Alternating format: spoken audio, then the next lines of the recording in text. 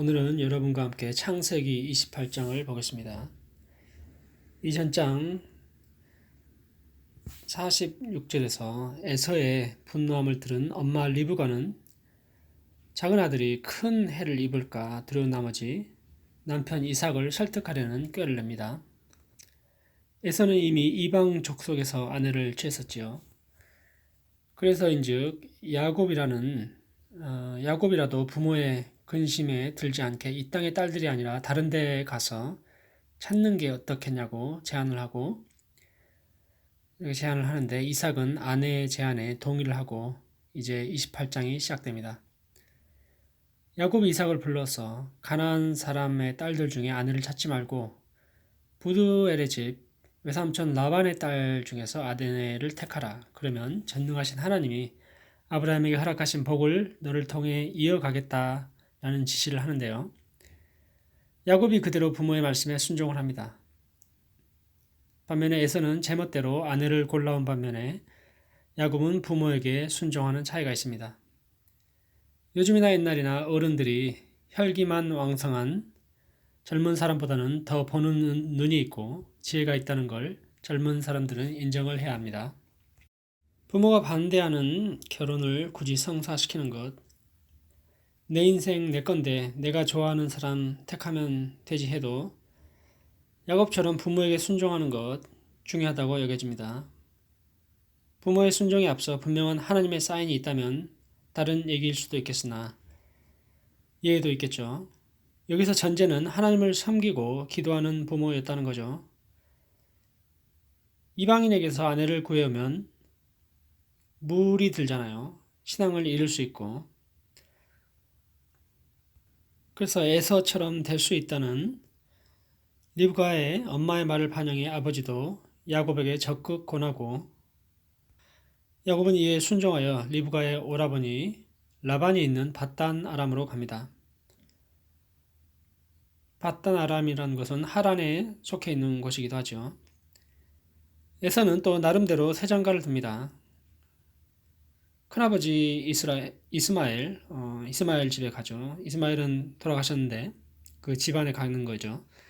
그래서 결혼을 하지만서도 여전히 가나안의 자를 아내로 들여서 끝까지 부모의 마음에 안 드는 선택을 해나갑니다. 하나님의 뜻을 받드는 부모에게 순종, 교회의 머리 대신 그리스도에게 순종, 잘 사는 비결인 줄 믿습니다. 특별히 야곱은 이미 에서보다는 큰 자가 되기로 예정이 되어 있었던 만큼 그 순종함으로 하나님이 친히 이끄시고 함께 하시고 있는 중인데 이 야곱도 그렇고 또 우리도 잘 모르고 있습니다. 우리가 주일날 순종하고 교회 나와 예배하고 살아가는데 함께 하시는다는 걸 모르고 살아가는 듯 힘들어 하지요.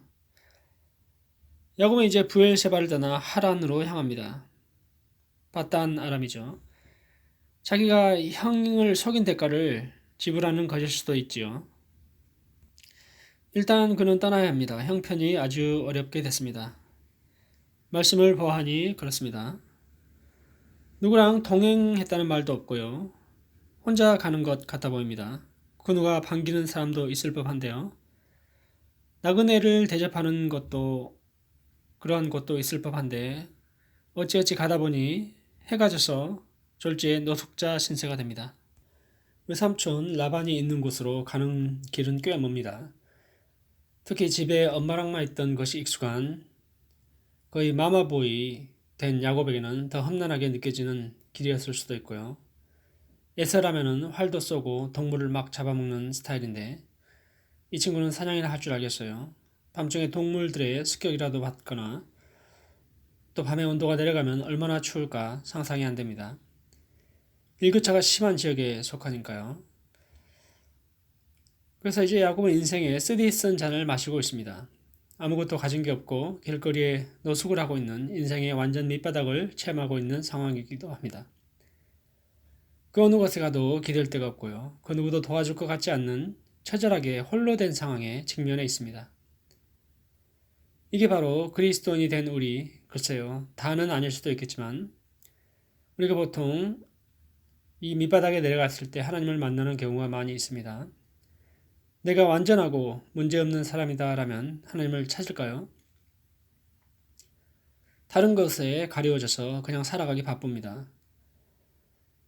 야곱은 처절하게 홀로 된 이 순간에 꿈을 꿉니다.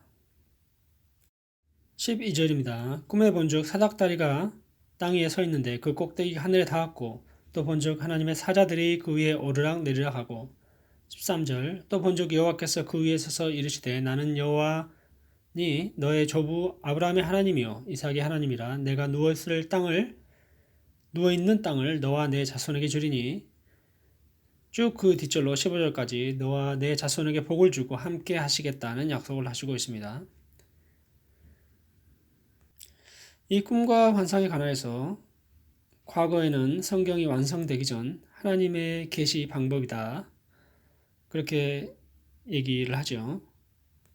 그리고 나서 지금은 이런 거를 하면 안 된다. 된다. 예언도 마찬가지고요. 어떤 교단적인 논쟁이기 때문에 우리까지 논쟁에 휘말릴 이유는 없겠지만 아무튼 야곱은 꿈에서 하나님을 만납니다. 그때 당시에. 이때 야곱의 인생의 모든 관심사와 초점은 철학은 다 바뀌어지게 됩니다. 그냥 내 인생 어떻게 잘 개척해서 성공해 볼까?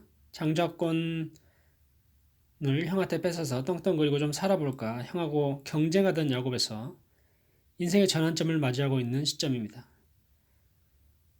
무엇이 여러분을 살아가게 합니까? 교회에 나오면서 그냥저냥 나오고 재미가 별로 없는 경우도 있습니다. 위로를 얻기 위해 사람을 좀 보려고 교회에 오면 사람 좀 보다가 실망하고 안 나오는 경우가 허다합니다. 사도 바울은 고린도 후서 그리고 로마서에서 자신의 약함을 드러냈습니다. 이것은 그때 당시 사회의 문화적인 것을 뒤엎는 지도자의 모습이었습니다. 지도자는 마땅히 카리스마가 있고 강력한 리더십이 있고 그런 사회 분위기 속에서 바울은 자꾸 자기는 연약하다고 표현을 합니다. 육체의 가시를 얘기하지 않나? 죄인 중에 괴수라고 하지 않나?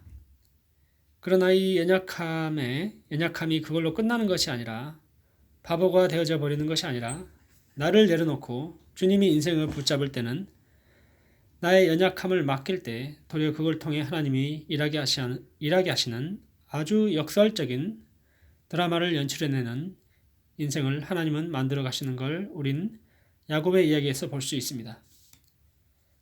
그는 하나님을 만나서 계시를 받고 언약의 약속을 확인받은 후 이제는 자기 스스로 어떻게 삶을 개척해 보려는 의지가 아닌 신앙 고백을 합니다. 어떻게 해요? 여호와가 계신지를 알지 못했으나 그러나 이제 하나님이 지켜주시면 내가 평생 하나님을 섬기겠다고. 그래도 약간의 흥정을 합니다만 사람이 다 그렇죠. 하나님이 뭐 해주시면 아빠가 엄마가 뭐 해주시면 내가 잘해보겠다. 아직까지도 철이 안 들어서 그러게 마련입니다. 그러나 주님은 어떤 걸 통해서라도 오늘도 우리를 훈련하시고 일꾼으로 만들어 가시는 분인 줄 알게 됩니다. 기도드리겠습니다. 주님, 십자가 사건은 연약한 사건이었습니다. 패배한 것만 같은 모든 걸 내어주어 버린 실패의 사건인 것처럼 보였지만 주님의 부활이 모든 것을 역전시켰습니다. 야곱이 주를 만나 부활했습니다. 우리 또한 그 부활의 주님, 승리케 하시는 주님을 오늘 저녁 만나고 주를 향한 인생이 되어지고 주님께 보호와 인도를 받는다는 걸 확신하는 저녁 되어져서 세상에 나아가 자신 있게 주님과 함께 동행하길 예수님 이름으로 기도드립니다. 아멘.